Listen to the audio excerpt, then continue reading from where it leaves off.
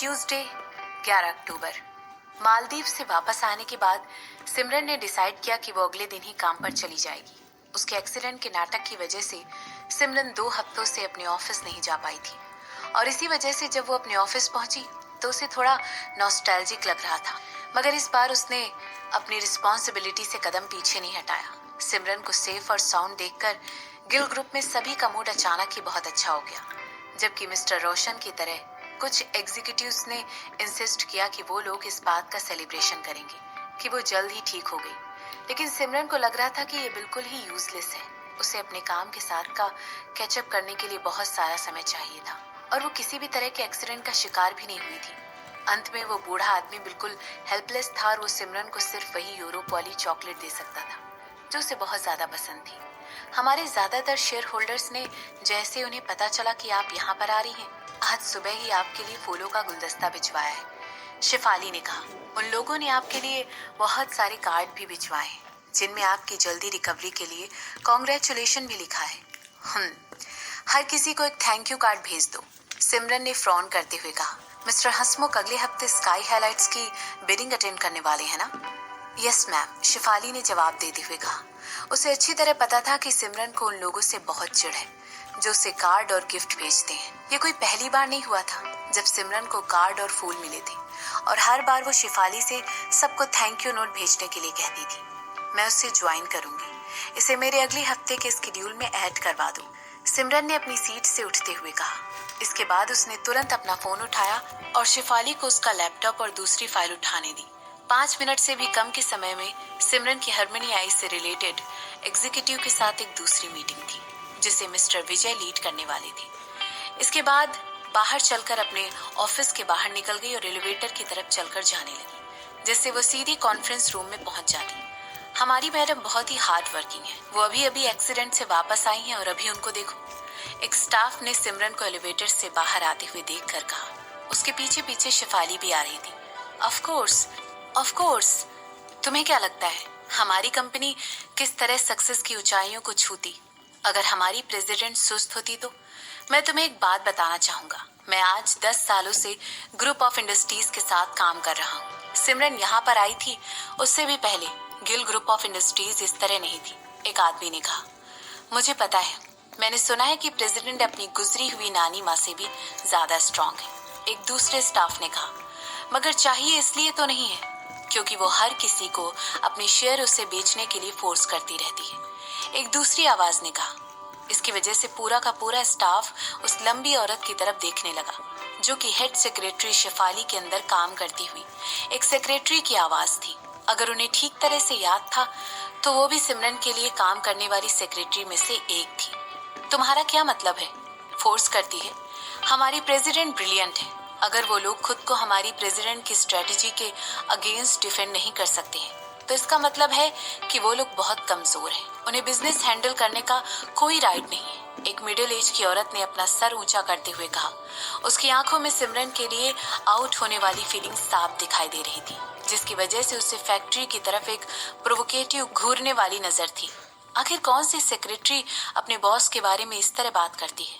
सिमरन के busy schedule के उलट शशांक अपनी चेयर पर बैठकर रिलैक्स कर रहा था। वो कुछ ईमेल पढ़ रहा था जो उसके वाइस प्रेसिडेंट ने उसे भेजे थे। उसके हाथों से टेबल पर वो ड्रम बजा रहा था।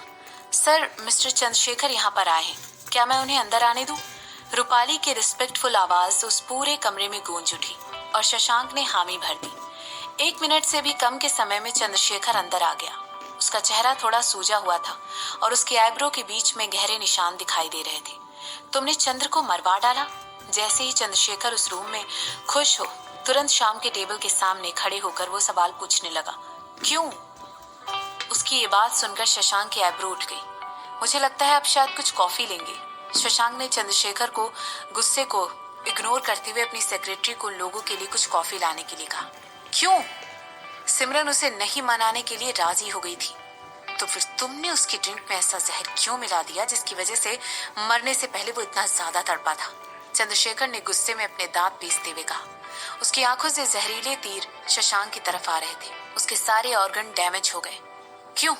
आप बैठ सकते हैं, शशांक ने धीरे से सीट की तरफ पॉइंट करते हुए उन्हें बैठने का इशारा किया। मेरे साथ खेल खेलना बंद करो, चंद्रशेखर ने चिल्लाते हुए कहा। तुम्हें क्या लगता है कि सिमरन को कैसा फील होगा जब उसे इस बारे में पता चलेगा? ओह, आपको ये बात कैसे पता कि उसे इस बारे में कुछ नहीं पता है? शशांक ने पूछा। इस समय उसकी आंखों में मजाक की भावना साफ साफ दिखाई दे रही थी। उसके शब्दों को सुनकर चंद्रशेखर बिल्कुल स्पीचलेस हो गया था।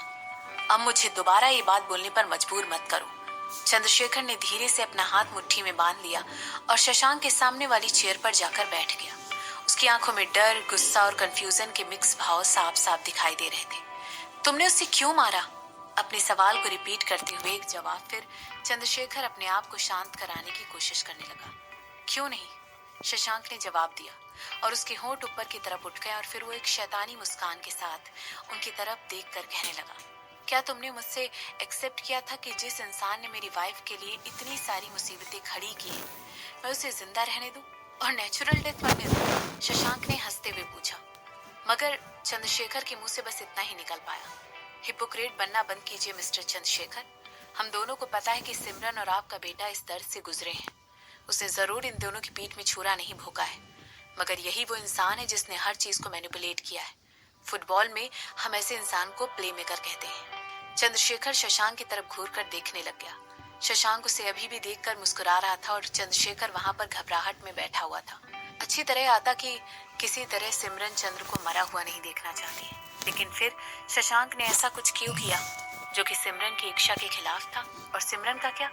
चंद्रशेखर ने पूछा। उसका क्या? शशांक ने ऐसा कहते हुए रूपाली की तरफ देखा, जो अपने हाथ में 2 कप कॉफी लेकर खड़ी हुई थी। वो दोनों रूपाली को कॉफी नीचे रखते हुए देखने लगी। इसके बाद रूपाली ने शशांक को नीचे झुककर सलाम किया और फिर ऑफिस छोड़कर चली गई। आपको क्या लगता है आपकी बेटी बेवकूफ है? शशांक ने पूछा। मैं चंद्रशेखर के मुंह से बस इतना ही निकला।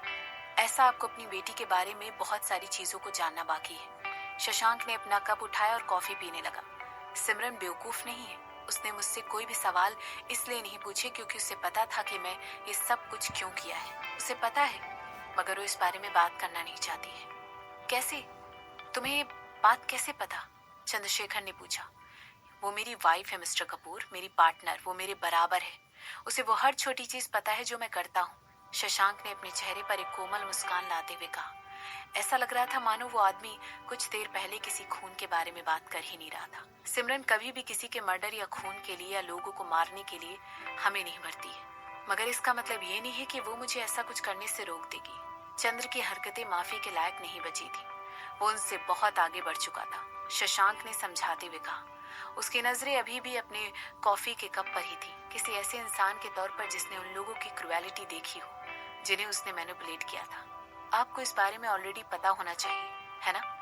फिर भी वो आदमी ऑलरेडी बहुत ज्यादा सफर कर रहा था। वो कैंसर से मर रहा था। इसके अलावा उसने हमें कभी भी डायरेक्टली चोट पहुंचाने की कोशिश नहीं की। ये बात सच है कि उसने हर चीज को मैनिपुलेट किया है, मगर उसे ऑलरेडी इस बात का पछतावा था। वो इस हद तक नहीं जा सकता था। उसने उन लोगों के हाथ में चाकू जरूर थमाया था, लेकिन वो उसकी गलती नहीं थी कि उन लोगों ने उसका इस्तेमाल किसी और को मारने के लिए किया। चंद्रशेखर ने समझाते हुए कहा। बेवकूफ? शशांक ने तुरंत ऐसा कहते हुए चंद्रशेखर की तरफ देखा। उसकी आंखें पूरी तरह ठंडी एक्सप्रेशन से भरी हुई थी। वेल, मैं आपको जज नहीं कर रहा हूँ। हम दोनों के अलग अलग सिद्धांत हैं और मुझे उन लोगों के बारे में डिस्कस करने में कोई फायदा नजर नहीं आता है जो ऑलरेडी मर चुके हैं। हालांकि एक बात तो पक्की है, शशांक ने ऐसा कहते हुए जानबूझकर एक चुप्पी ली और चंद्रशेखर की आंखों में देखते हुए उसके चेहरे का रंग और ज्यादा गहरा होने लगा। और फिर वो अपनी बात कंटिन्यू करते हुए कहने लगा। मुझे लोगों को चाकू मारने की आदत नहीं है। मैं उस तरह का इंसान हूँ जो अपनी बात पर अडिग खड़ा रहता है और खुद उन लोगों की मौत के घाट उतारने की काबिलियत रखता हूँ।